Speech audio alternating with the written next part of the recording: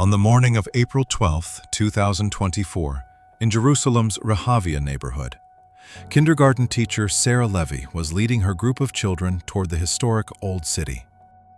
It was a routine educational excursion they conducted every year, visiting the Western Wall, walking the Via Dolorosa, and finally touring the Church of the Nativity in Bethlehem. Among the 22 children in her group was Daniel Cohen, a quiet 5-year-old with dark eyes and a serious expression that rarely matched his age.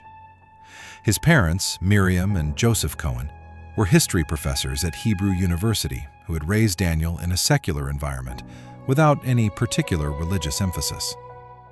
Yet in the weeks leading up to that April morning, Miriam had noticed subtle changes in her son that she couldn't quite explain.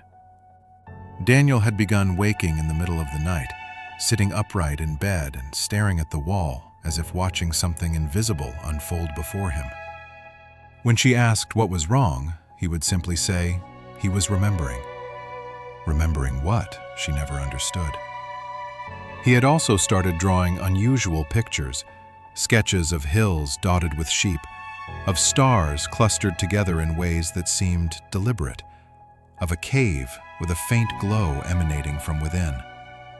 Joseph had dismissed these as the imaginative wanderings of a creative child, but Miriam kept the drawings in a folder, sensing somehow that they might mean something.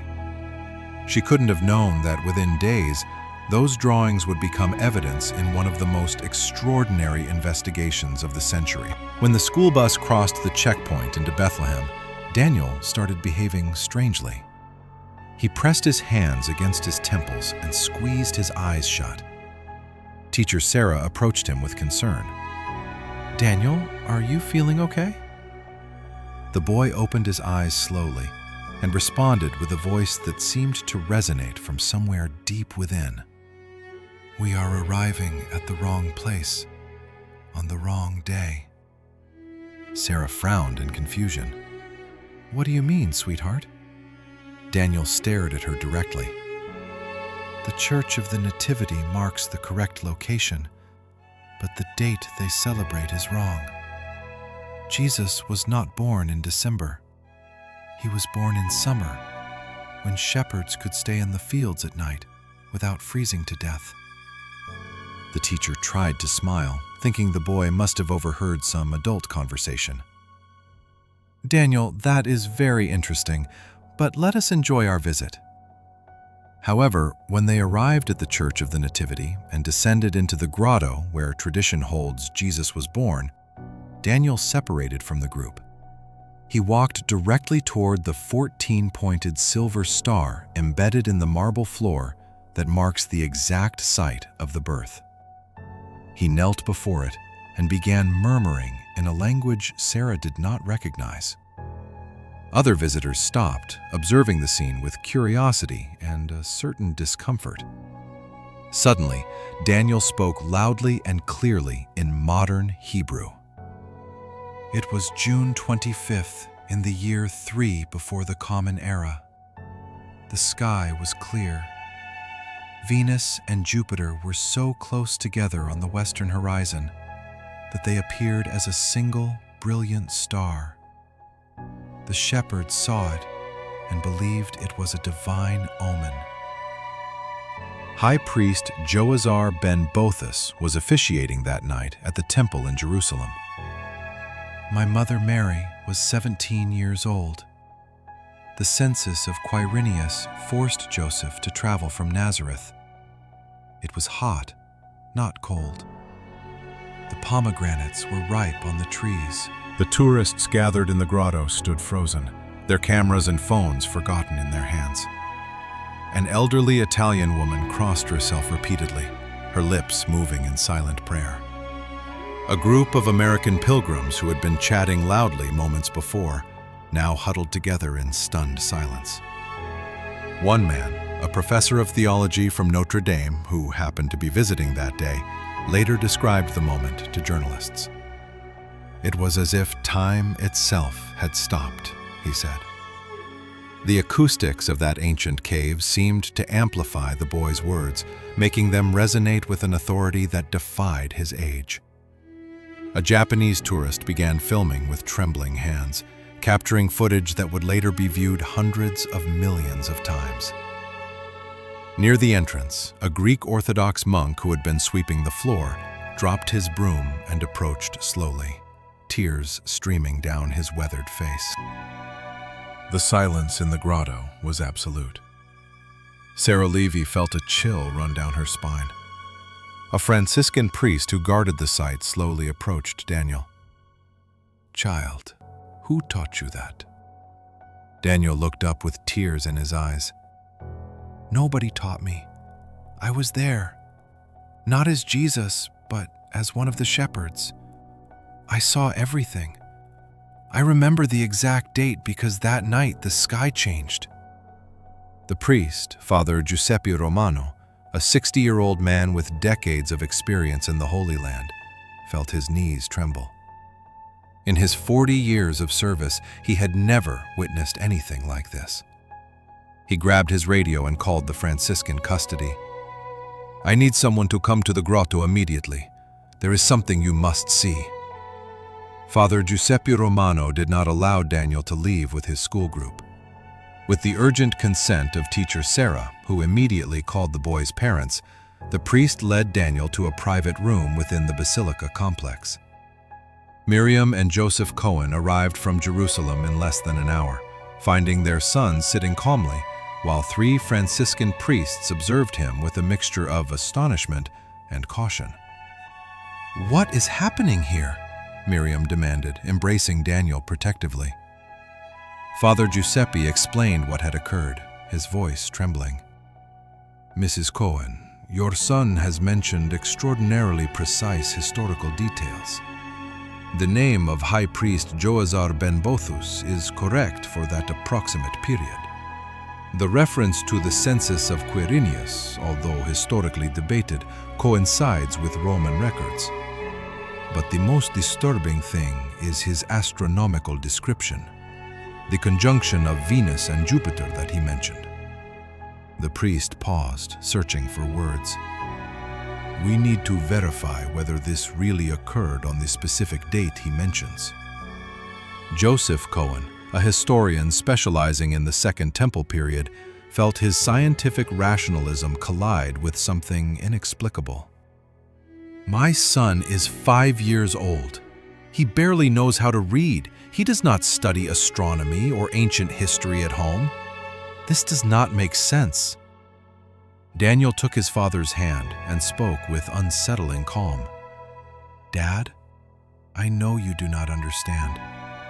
I do not understand either why I remember these things, but they are real as the fact that you have a scar on your left knee from when you fell off a bicycle at age 9, even though you never told me about it." Joseph went pale. That scar was covered by his pants. He had never mentioned that accident to Daniel. It was a private memory from his childhood in Haifa. Father Giuseppe observed the reaction and made a decision. "I have a colleague at the Vatican Observatory, Father Matteo Estella. He is an astrophysicist. He can calculate historical planetary positions with precision. If you will allow me, I would like to consult him about this Venus-Jupiter conjunction in June of the year 3 BCE. Miriam looked at her husband, seeking guidance. Joseph, despite his professional skepticism, nodded slowly. That same afternoon, Father Giuseppe sent a detailed email to the Vatican Observatory in Castel Gandolfo, Italy.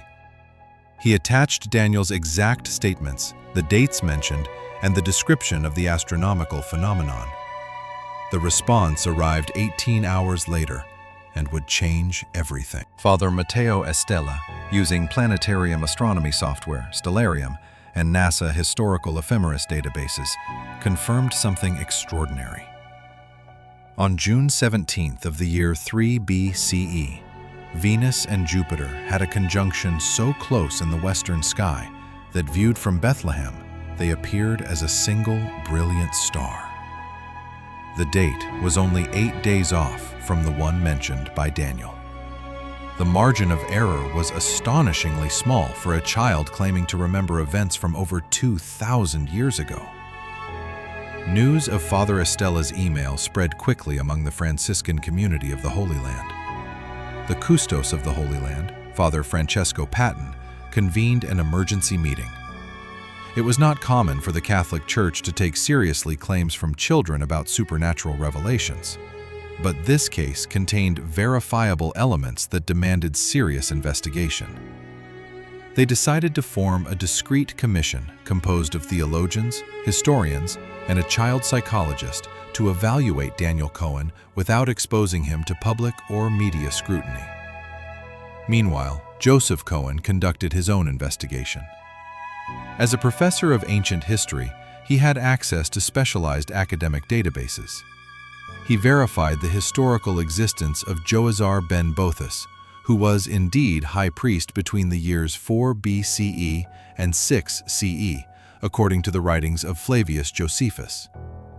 The census of Quirinius, although traditionally dated to 6 CE, had controversial archaeological evidence suggesting earlier censuses in the region. Daniel had mentioned details that coincided with active academic debates that no kindergarten child could possibly know. On April 20th, Daniel was evaluated by Dr. Rachel Goldstein, a child psychologist at Hadassah Hospital in Jerusalem, specializing in dissociative disorders and childhood memory. For 3 hours, the doctor conducted cognitive tests, structured interviews, and memory exercises. Daniel answered all questions with remarkable coherence. When Dr. Goldstein asked him to describe more about that night in Bethlehem, the boy closed his eyes and spoke as if narrating a movie playing in his mind. I was a shepherd named Ephraim. I was 14 years old. I was tending my uncle's sheep in the hills east of Bethlehem. It was summer and the nights were warm. That is why we could sleep outdoors. That night, around midnight, I saw the brilliant star. It was not like the others. It moved slowly, or at least it seemed to, because it was 2 planets very close together. I thought it was the sign the prophets had announced.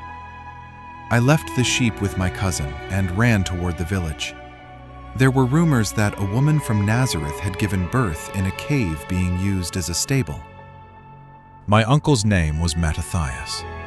He was a stern man who rarely smiled, but he loved his sheep more than anything in the world. He had given names to each of the 47 animals in his flock. My favorite was a small lamb called Talia, which means dew in our language, because she was born at dawn when the morning dew still covered the grass. That night, I left her sleeping beside my cousin Nathaniel. I remember feeling guilty for abandoning my duties, but something pulled me toward the village with an urgency I could not resist. The streets of Bethlehem were crowded because of the census. I had to push through groups of travelers sleeping in doorways and courtyards. The smell of bread from the bakeries mixed with the dust raised by countless feet. Every detail remains vivid, as if it happened yesterday. Dr. Goldstein frantically noted the specificity of the details, the emotional consistency, Daniel's body language. Everything suggested the boy truly believed he was remembering something genuine, not fabricating a story. Daniel, how is it possible that you remember something from 2,000 years ago if you are a 5-year-old boy now? Daniel opened his eyes and looked at her with an expression of genuine confusion. I do not know, Doctor. I only know that when I close my eyes, I can see that night as if it were yesterday. I can smell the smoke from the campfires, feel the warm air, hear the baby crying. The 3 academics exchanged significant glances.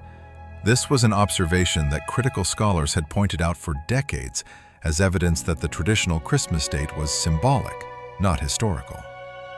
Professor Amir Chen, an archaeologist specializing in Herodian period settlements, continued the questioning.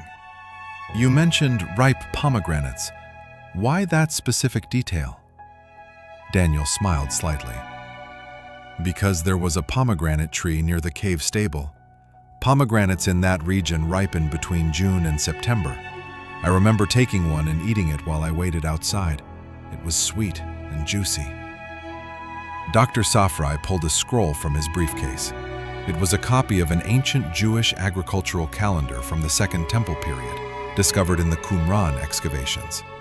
The calendar detailed the harvest cycles of different fruits in Judea. Pomegranates indeed ripened in summer. Daniel, Dr. Safrai continued with an increasingly tense voice, you mentioned the name Joazar ben Boethus as high priest that night. Do you remember anything else about the temple at that time? The boy closed his eyes in concentration. The temple was still under construction. King Herod had begun the renovation before, but there were still scaffolds on some sections. The court of the Gentiles was full of pilgrims because it was the time of Shavuot, the Feast of Weeks, the wheat harvest. The academics sat paralyzed. Shavuot, the Jewish festival commemorating the giving of the Torah at Mount Sinai, is celebrated precisely 7 weeks after Passover, typically falling in May or June. If Daniel was right, this meant Jesus was born during a festival of mass pilgrimage, which would explain why there was no room at the inn, according to the Gospels. Professor Chen could no longer contain himself. Daniel, how do you know all this? Who taught you? The boy opened his eyes with tears accumulating. Nobody taught me, sir. I was there. I know it sounds impossible. I know I am just a child now, but these memories are as real to me as the memory of my last birthday. Miriam Cohen embraced her son, feeling a mixture of pride and terror. Her child was challenging 2,000 years of Christian tradition with details that academia had only discovered through decades of meticulous research. News of the Daniel Cohen case was too extraordinary to remain confidential. On May 5th, the newspaper Haaretz published an article titled, "Jerusalem Boy Claims to Remember the True Birth of Christ." The story went viral instantly. International media flooded the phones at Hebrew University, demanding interviews. CNN, BBC, Al Jazeera sent teams to Jerusalem. The Cohen family was forced to hire private security when religious fanatics began camping outside their home. The Vatican issued a cautious statement acknowledging the claims and forming a commission to investigate with scientific and theological rigor. Meanwhile, astronomers around the world began independently verifying the calculations. Dr. Michael Molnar, who had extensively studied the Star of Bethlehem, confirmed that on June 17th of 3 BCE, there was indeed a spectacular planetary conjunction visible from the Middle East. What makes this case extraordinary, Molnar declared to Scientific American, is that a 5-year-old identified an astronomical event that scholars took decades to calculate. On May 12th, Daniel was invited to the WISE Astronomical Observatory at Tel Aviv University. Professor David Masse prepared simulations of the night sky over Bethlehem on different dates between 7 BCE and 1 CE.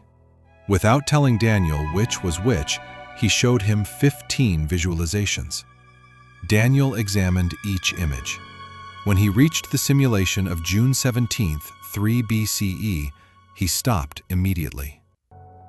This one, exactly this one. He pointed to the Venus-Jupiter conjunction. But there was something else, a reddish star higher up toward the south. Professor Mesa enlarged the image. Mars was visible exactly where Daniel described. This is impossible, Mesa murmured. Nobody mentioned Mars before. How did he know? Daniel responded simply, "Because I saw it, Professor." The demonstration reached 53 million views in 24 hours. Skeptics could not explain how he knew Mars's position. Believers proclaimed it a miracle. Scientists remained perplexed. On May 20th, a special Vatican delegation arrived in Jerusalem. Cardinal Thomas Reis, Sister Marie-Claire Dubois, and Father Matteo Estella came to evaluate Daniel. The Cohen family received them. "We only want to understand what is happening to a round sun," Joseph explained. Cardinal Reis sat across from Daniel. "The Catholic Church has celebrated Christmas on December 25th for 1700 years. Why do you believe your memory is more reliable?" Daniel showed no intimidation.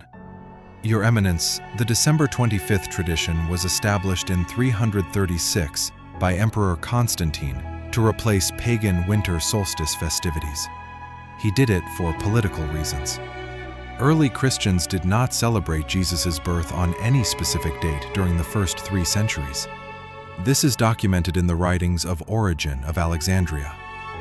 Cardinal Reis felt the air leave his lungs. A 5-year-old had just correctly cited 4th century church history. Sister Marie-Claire intervened. "Daniel, how do you know about Origen?" "I do not know how I know. The information simply appears in my mind as if it had always been there." Over 4 hours, the delegation questioned Daniel about the Temple of Jerusalem, 1st century Jewish customs, and Judean geography. Daniel answered with precision that astonished experts. He described the priestly shift system at the temple and mentioned that Zechariah's family belonged to the division of Abijah. He calculated that if John the Baptist was born during his father's shift, 6 months before Jesus, according to Luke, Jesus' birth would fall precisely in June. Cardinal Reis asked one final question. "If you were responsible for 1 billion Catholics who have celebrated Christmas on December 25th their entire lives, what would you do with this information?" Daniel paused. "Truth does not destroy faith. It purifies it. Jesus did not come to establish dates on calendars, but to transform hearts. Let people celebrate in December, but let them also know the historical truth. Faith and truth are not enemies." The Vatican report was delivered to Pope Francis on June 2nd. "If this child is telling the truth," Francis reportedly commented, "we are not facing a threat to faith, but an opportunity to reconcile tradition with history." Meanwhile, in Jerusalem, Daniel began experiencing new memories that grew increasingly detailed. On June 8th, during a family dinner, the boy spontaneously described the physical appearance of Mary, the mother of Jesus. She had dark hair, almost black, gathered with a faded blue veil. Her eyes were honey-colored. She had a small scar above her left eyebrow from a fall in her childhood. She looked tired, but happy. Her voice was soft when she sang to calm the baby. 3 days later, something extraordinary happened. A French archaeologist named Jean-Baptiste Durand, working on excavations near Nazareth, contacted the Cohen family. 2 years ago, we found in Nazareth an ossuary from the 1st century with an inscription that reads, "Miriam, daughter of Joachim." Inside were female remains and a small fragment of blue fabric preserved by the unique conditions of the tomb. If Daniel really saw Mary, this could be a connection. On June 15th, exactly 2 months after his first visit to Bethlehem, Daniel asked his parents to take him back to the Church of the Nativity. "I need to be there on the correct date," he explained. "I feel something is going to happen." Joseph and Miriam, although skeptical, had learned to take their son's intuitions seriously. They coordinated with Father Giuseppe Romano, who agreed to allow Daniel to spend the night of June 17th in the Grotto of the Nativity, accompanied by his parents, 2 Franciscan priests, and Dr. Safrai from Hebrew University. They installed video and audio recording equipment. A physician was present to monitor Daniel's vital signs.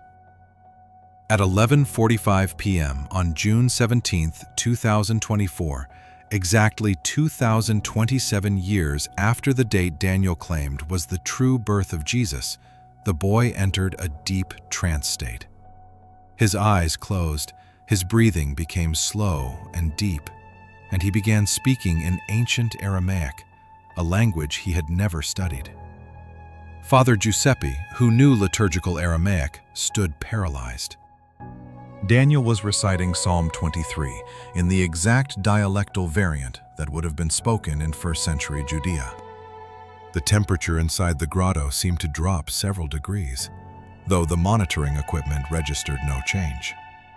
Dr. Safrai later described feeling a pressure in his chest, as if the air itself had thickened with an invisible weight. Father Giuseppe gripped his rosary so tightly that his knuckles turned white. The two Franciscan priests beside him exchanged glances of pure astonishment, their theological training struggling to process what they were witnessing. Daniel's voice shifted, becoming deeper, more resonant, as if another presence spoke through him. He described smells that seemed to materialize in the ancient cave, the sweetness of fresh straw, the earthy musk of animals, the faint perfume of olive oil burning in clay lamps. Miriam Cohen held her husband's hand, tears falling silently, as she watched her son channel memories that predated human recording. The physician monitoring Daniel's vitals noticed something extraordinary. The boy's heart rate had slowed to 42 beats per minute, a level typically seen only in deep meditation by trained practitioners. Yet his brain activity, measured by a portable EEG device, showed patterns consistent with heightened awareness, not sleep. He was simultaneously in a state of profound calm and intense cognitive engagement, a paradox that medical science could not readily explain. What happened over the next 30 minutes would be recorded as one of the most inexplicable events in modern history. With his eyes closed and a monotone voice, Daniel described the scene of the birth from the perspective of the shepherd Ephraim, whom he claimed to have been in his past life. We entered the cave, 3 of us, me, my cousin Nathaniel, and an elderly shepherd named Simeon. The air smelled of dry straw and lamp oil. Mary was lying on blankets that Joseph had obtained from the village women. The baby had already been born. She had wrapped him in strips of linen. When I approached, she let me see him. His eyes were open. They were dark, almost black. He was not crying. He looked directly at me, and I felt that he knew me, that he knew my past, my future, everything. Those present in the grotto listened in absolute silence. Suddenly, Daniel extended his right hand as if touching something invisible. Joseph gave me permission to touch his tiny foot. His skin was soft and warm. I counted his toes. 5. Perfect. Mary was singing a song softly, a melody her mother had taught her. And then something impossible happened. Daniel began humming a melody that none of those present recognized. It was a simple, repetitive tune, deeply moving. Father Giuseppe recorded the melody on his phone. 2 weeks later, an ethnomusicologist from Yale University, specializing in ancient Jewish music, listened to the recording and was stunned. The melodic structure was consistent with Jewish lullabies from the Second Temple period, preserved only in very isolated communities of Yemenite Jews. It is statistically impossible, declared Professor Samuel Weiss, that a modern Israeli child would know this melody without having had contact with extremely specific and little-known Yemenite traditions. At 12:17 a.m. on June 18th, Daniel abruptly opened his eyes. Tears rolled down his cheeks. "It is over," he said simply. The memory faded. The physician verified his vital signs. Everything normal. But when they reviewed the video recordings, they discovered something that would make everyone's blood run cold.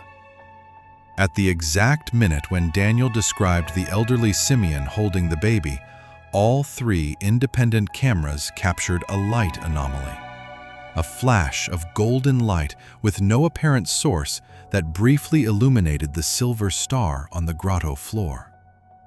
Technicians verified the equipment exhaustively. There were no technical failures, no natural explanation. The light had simply appeared and disappeared in a fraction of a second, perfectly synchronized with Daniel's narrative. The light was real. It was not a reflection, and it had no identifiable source. On June 25, 2024, Pope Francis did something unprecedented. In a video message broadcast globally, he spoke directly about the Daniel Cohen case. "The Church does not fear historical truth," Francis declared with his characteristic pastoral tone. "If scientific investigation suggests that our Lord Jesus Christ was born on a different date than what we traditionally celebrate, this does not diminish the mystery of the Incarnation. What matters is not the exact day on the calendar, but the astonishing fact that God became man." The Pope announced he had convened a special synod of bishops, historians, and scientists to formally study the evidence presented by the Daniel Cohen case. The synod met at the Vatican for 3 weeks in January 2025. 87 experts from 24 countries participated in intense deliberations. At the end, they issued a 200-page document titled Lumen Veritatis, the Light of Truth. The conclusions were cautious but revolutionary. The document recognized that substantial historical, astronomical, and testimonial evidence exists, suggesting that the birth of Jesus Christ very likely occurred during the summer of the year 3 BCE, specifically in a period close to June 17th. It was recommended that the Church establish June 17th as the solemnity of the historical birth of Christ, allowing the faithful to celebrate both dates according to their conscience. 6 months after the first incident in Bethlehem, Daniel Cohen turned 6 years old. The memories of the shepherd Ephraim gradually began to fade, as if their purpose had been fulfilled. When journalists asked him about his experience, he responded with the simple wisdom of a child. "I do not know why it happened to me. Perhaps it was to remind the world that truth matters, even when it is difficult to accept." The years between 6 and 12 were not easy for Daniel. His classmates oscillated between treating him as a celebrity and avoiding him as something strange, something other. His parents transferred him to 3 different schools before finding a small private academy where the teachers agreed to protect his privacy. He learned to deflect questions with practiced ease, changing subjects with a maturity beyond his years. Yet those who knew him well noticed that he often paused before ancient history exhibits in museums, his dark eyes reflecting something distant, something only he could see. At 12 years old, Daniel decided to give no more interviews and to live a private life, studying ancient history in high school with the intention of becoming an archaeologist. The legacy of Daniel Cohen endured far beyond his childhood. It sparked a new wave of historical research on Jesus of Nazareth, combining academic rigor with openness to extraordinary phenomena. Universities from Harvard to Oxford established new departments dedicated to studying the intersection of faith, memory, and consciousness. The term Cohen phenomenon entered academic vocabulary, describing cases where children demonstrated inexplicable knowledge of historical events. Dr. Rachel Goldstein, the psychologist who first evaluated Daniel, published a groundbreaking book titled The Boy Who Remembered Bethlehem, which became an international bestseller, translated into 47 languages. Father Giuseppe Romano, the Franciscan priest who first witnessed Daniel's revelation in the grotto, was later appointed as special advisor to the Vatican on matters of historical investigation. The astronomical conjunction of Venus and Jupiter on June 17th became known worldwide as the Star of Daniel. Amateur astronomers and faithful believers alike now gather each year to observe any similar celestial events, searching the skies with new wonder. Perhaps most remarkably, Daniel's story inspired thousands of parents to listen more carefully when their children spoke of strange memories or impossible knowledge. Researchers documented a significant increase in reported cases of children with unexplained historical recall, though none matched the verifiable precision of Daniel's account. And every June 17th in Bethlehem, a small ecumenical ceremony brings together Christians, Jews, Muslims, and secular academics in front of the grotto of the Nativity. They light candles as the sun sets, not to impose a truth, but to celebrate the shared human search for understanding. On the silver star on the floor, someone had added a small plaque with a simple inscription in Hebrew, Aramaic, and English. Truth is the path to God, whatever his name may be. Daniel Cohen, now a young archaeology student, has never attended these ceremonies. But those who know him say that every June 17th, wherever he is in the world, he pauses at sunset, closes his eyes, and for just a moment remembers the warm night air of Bethlehem 2,000 years ago.